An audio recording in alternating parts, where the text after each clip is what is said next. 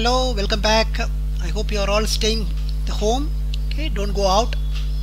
So today's lecture is about model predictive control. Model predictive control is the only advanced control technique that's been widespread impact, in fact, on industrial process control applications. It's the only control technology that can deal with the constraints. So I hope you can recall what we have learnt about internal model control, and then you also had an idea about Smith predictor control. Okay, so we discussed about how to employ a model in a basic feedback control loop diagram in order to achieve better results. So today we are going to learn something called a model predictive control. Here, with the help of model predictive control, one thing is certain, that we can handle constraints quite effectively. So what do you mean by constraints here? Okay, so what you are you in a position to visualize or understand what exactly is meant by constraints? So constraints is some kind of a limitations. Okay, think of kind of an operational performance that you are expecting a system to do. Okay, for example, you don't want your system output to exceed beyond certain limit. Okay, so in that case, you would like to operate your system within that limitation. That's a constraint, you call it a design constraint. So that same manner also you can think about the amount of control signal that you are going to give to a system. If that value is going to exceed certain limit, then and you don't want that that control signal to go beyond certain limit, then you can say that one also as a constraint. Okay, so there are some input constraints, there are output constraints in a particular system. So in a constrained environment, it's always preferable to use model predictive control. So the concepts behind model predictive controller are quite easy to understand. This idea is intuitively, it's very clear, and it can be easily extended to multivariable control systems. And keep it in mind that this idea, the predictive control, the model predictive control, is a much more powerful idea than a proportional integral derivative control. Okay, so keep that in mind. So if you look at the main components that are there in an MPC, okay, so easily you can visualize this from this slide. Okay, so you would like to use a model for prediction. So definitely predictions are based on the model. So not only you are going to predict the system output with the help of a model, you are going to do it in advance. Okay, predictions always means something you talk about in terms of advanced technique. So current input is based on achieving a best output. So there is a limited time window we are talking about here. We will try to understand it once we start learning it in the next slide. And therefore a precise control requires an accurate model. That also you should understand, because the control system now is going to depend on the kind of a model you are going to employ. Therefore the precise control action demands a very accurate model, and inherently this particular system is going to handle constraint in a very systematic way. Okay, so that you should keep it in mind. So easily you can visualize in your mind that we are going to employ a mathematical model for prediction. That's quite clear, and with the help of the predicted output, you are going to choose your control signals using some kind of methodology, a more kind of an optimization strategy you are going to employ. Along with that, you are going to handle constraints in a more systematic way. So these are all some of the main components that are there in an MPC. Once we proceed further, we will be in a position to understand much better. So first of all, the first question that comes to your mind is, sir, why do I need to predict?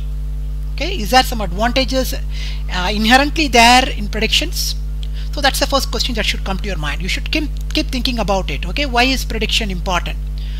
Then sir, if that is the case, we discussed about derivative controllers. So derivative controllers, in fact, we predict the errors, sir, dE by dt.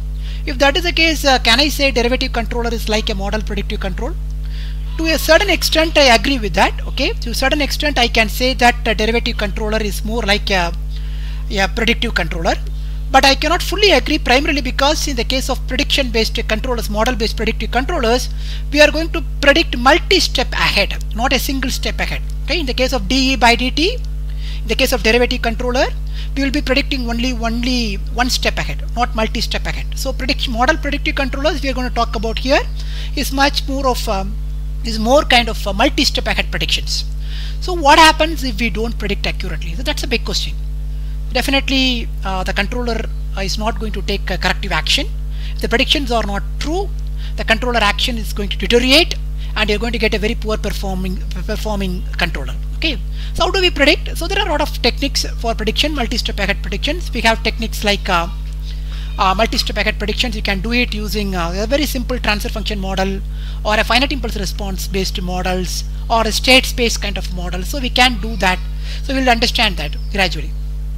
So a very simple example why a prediction is so important, or why predictions are so important, with the help of a simple analogy like imagine you are driving a car down a winding road in the darkness. Okay, so your headlights illuminate the roadway ahead for a fixed distance.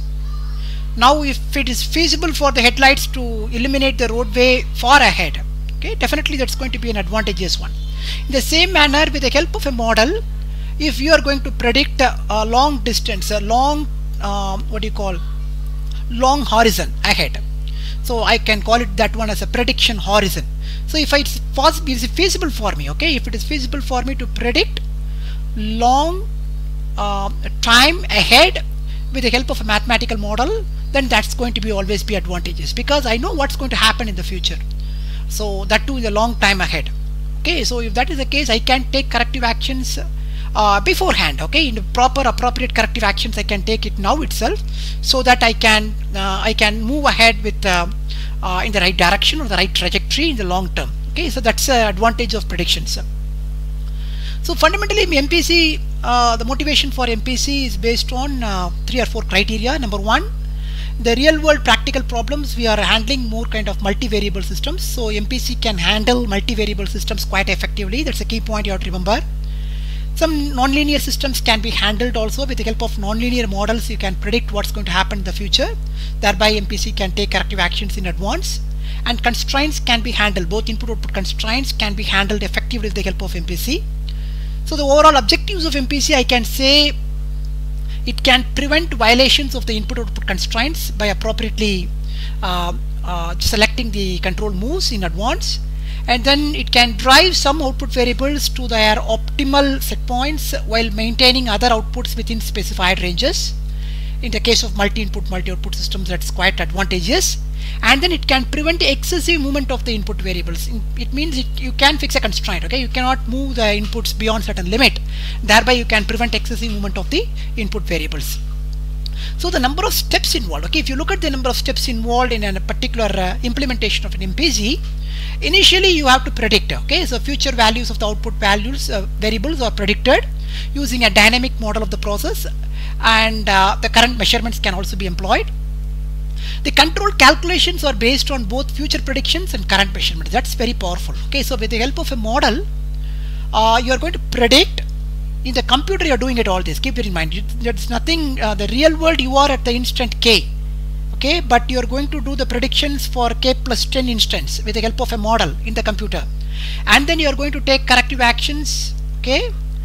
Based on, you are going to choose the control moves based on these predictions by working out a kind of an optimal control strategy, and then you will be implementing these control inputs one by one in the real world. So that's a very powerful idea. So the manipulated variables UK at the case sampling instant are calculated so that they minimize an objective function J. So that's a very important idea. So there is an optimization routine involved in any model predictive control system. So if you look at the MPC block diagram, you can clearly see there is a process involved. Okay, so you can see a process involved here, and then there is a model, and with the help of a model you are predicting.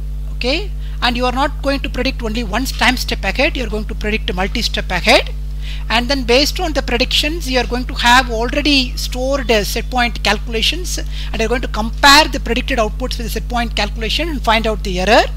And you have now predicted not only the present error, you have predicted the long-term errors also. So that's a key idea. You have to understand clearly. You are all doing it in well in advance. Okay, the real world you are in the instant time instant k. Imagine that. But in the computer you can predict up to time instant, for example k plus 10 or some k plus 20. So then you are in a position to compute the future errors also in the present time step with the help of the model. So based on the future error, you are now going to calculate the control inputs, and thereby that inputs are going to be the control inputs whatever you are going to compute are going to be an optimal one. That's a key idea. It's going to include constraints, it's going to accommodate the constraints that are going to happen in the near future. So that's the idea. So you are predicting long term, long range of the future trajectory in advance, and then you are going to take the corrective control actions, and thereby you are going to take the corrective control moves.